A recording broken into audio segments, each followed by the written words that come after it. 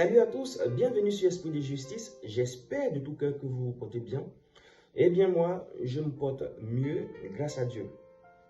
La situation géopolitique obligeant, je vous enverrai aujourd'hui au Proche-Orient pour mieux comprendre la situation entre Israël et la bande de Gaza. Mais avant, il serait judicieux de comprendre la notion même de bande de Gaza. Qu'est-ce que la bande de Gaza? Où se trouve-t-elle? Qui sont ceux qui y vivent? Voici le travail que nous ferons aujourd'hui. À cet effet, une vidéo réalisée par Le Monde vous sera soumise afin que vous puissiez comprendre réellement c'est quoi la bande de Gaza. Après, nous nous retrouverons pour quelques petits commentaires. N'oubliez pas de vous abonner à la chaîne, de liker pour le référencement de la chaîne, de partager bien entendu. On s'est dit dans quelques petits instants pour la suite de notre vidéo. Le 8 juillet 2014, Israël déclenche Bordure protectrice, une opération aérienne dans la bande de Gaza pour répondre aux tirs de roquettes du Hamas. Le 17 débute l'opération terrestre pour détruire les tunnels.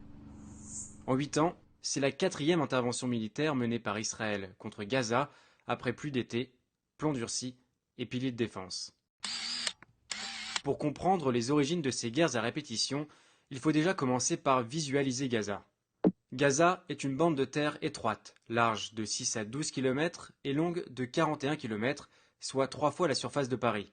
Elle est bordée par la mer Méditerranée à l'ouest, l'Égypte au sud et Israël à l'est et au nord. Ce territoire d'1,8 million habitants enregistre l'une des plus fortes densités au monde, avec 4 500 habitants au kilomètre carré. La population se concentre dans 5 districts, dont Gaza City est le centre névralgique. 2 tiers des Gazaouis ont le statut de réfugiés et nombre d'entre eux résident dans les 8 camps créés depuis 1948 par les Nations Unies. Gaza n'est pas un État, mais l'une des 2 régions que comptent les territoires palestiniens avec la Cisjordanie. Occupés depuis 1967 par l'armée israélienne, ces territoires sont confiés en 1994 à l'autorité palestinienne dans le cadre des accords de paix d'Oslo. 3 zones de souveraineté sont alors définies. La zone A, sous contrôle palestinien, la zone B, sous contrôle civil palestinien mais dont Israël assure conjointement la sécurité intérieure, enfin la zone C, sous contrôle israélien, qui englobe les colonies juives. À cette époque, l'autorité palestinienne contrôle les grandes villes de la Cisjordanie et les 2 tiers de la bande de Gaza. Puis, en 2005, avec le démantèlement des 21 colonies juives de Gaza et le désengagement de l'armée israélienne, c'est la totalité de la bande de Gaza qui passe sous sa coupe, hormis son espace aérien et son espace maritime. Mais c'est à ce moment-là qu'intervient le Hamas. En 2006, ce mouvement islamiste, créé en 1987 et proche des frères musulmans égyptiens, gagne les élections législatives. Il l'emporte au détriment du Fatah, le parti de Yasser Arafat, qui représente traditionnellement les revendications palestiniennes. Mais le résultat du scrutin n'est pas reconnu par une grande partie de la communauté internationale, car le Hamas prône la destruction de l'État israélien, refuse les accords d'Oslo et souhaite la création d'un État islamique palestinien. Et c'est de cette arrivée au pouvoir du Hamas que découle l'isolement de Gaza. D'abord, un isolement diplomatique relatif. Israël arrête le versement des droits de douane et les États-Unis ainsi que l'Union européenne stoppent leurs aides financières. Isolement politique, ensuite. Après de violents heurts opposant le Hamas au Fatah, le Hamas prend le contrôle total de la bande de Gaza en 2007. À la fracture géographique des territoires palestiniens s'ajoute alors une fracture politique et idéologique.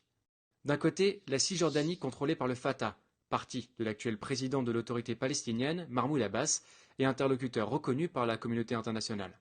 De l'autre, Gaza, contrôlée par le Hamas, qui refuse l'arrêt de la lutte armée contre Israël.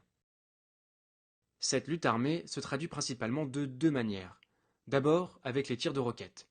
Initialement circonscrits aux zones frontalières de Gaza, les projectiles ont accru leur portée, atteignant, en juillet 2014, Jérusalem, Tel Aviv et Haïfa. Sur toutes les roquettes tirées depuis Gaza, plus de 75% auraient été interceptés par le dispositif israélien, dit d'homme de fer. Deuxième arme du Hamas, les tunnels. Construits pour permettre l'incursion des combattants du Hamas en territoire israélien, ce sont eux qu'Israël cherche aujourd'hui à neutraliser. Ces débordements de violence provoquent la fermeture de toutes les frontières de Gaza. Côté égyptien, le point de passage de Rafah, fermé sous la présidence de Moubarak et réouvert en 2011, est de nouveau fermé en 2013 à la suite du coup d'État de l'armée égyptienne. Celle-ci a détruit les tunnels de contrebande qui approvisionnaient la bande de Gaza en nourriture, en matériaux de construction et en armes. Côté israélien, le verrouillage de Gaza est quasi total. La frontière est doublée d'une barrière de sécurité à laquelle s'ajoute une zone tampon côté palestinien. Les Gazaouis ne peuvent pas y accéder, or c'est là que se trouve une grande part des terres agricoles fertiles. Tous les points de passage sont par ailleurs fermés, à l'exception de Kerem Shalom, réservé aux marchandises, et celui d'Erez, destiné aux personnes. Seul le personnel d'organisation internationale et les urgences médicales peuvent y transiter. L'aéroport international de Gaza, détruit en 2011, n'a lui jamais été reconstruit. Côté mer, l'accès aux frontières par bateau est interdit aux Gazaouis. La zone de pêche de 20 milles nautiques fixée par les accords d'Oslo a été restreinte à plusieurs reprises par Israël, à 6, voire à 3 milles nautiques lors des regains de tension avec le Hamas. Or, selon les Nations Unies, les zones les plus poissonneuses se trouvent au-delà de 8 milles. La fin de cette limite est une des revendications majeures du Hamas dans le conflit actuel, car la pêche est l'une des principales sources de revenus. L'isolement de Gaza n'a fait qu'amplifier son décrochage socio-économique. Son PIB par habitant est moitié moins élevé qu'en Cisjordanie et le taux de chômage a explosé. Coincée entre les bombardements israéliens et l'intransigeance du Hamas, la population gazaoui est prisonnière dans cette étroite bande sablonneuse. J'espère que vous avez apprécié la brève description de la bande de Gaza. À présent, chacun a une petite idée de la bande de Gaza. Ne vous inquiétez pas, nous parlerons réellement de la situation opposant Israël à la bande de Gaza, je dirais même à la Palestine. Je vais vous soumettre quelques petites vidéos jusqu'à ce que l'on puisse par la suite parler réellement de ce conflit qui a plus de 20 années d'existence. On se dit donc à bientôt pour une nouvelle vidéo. N'oubliez pas, abonnez-vous pour ne manquer aucune de mes vidéos. Activez surtout la cloche de notification. On se dit à la semaine prochaine pour une nouvelle vidéo sur le Proche-Orient. D'ici là, portez-vous bien.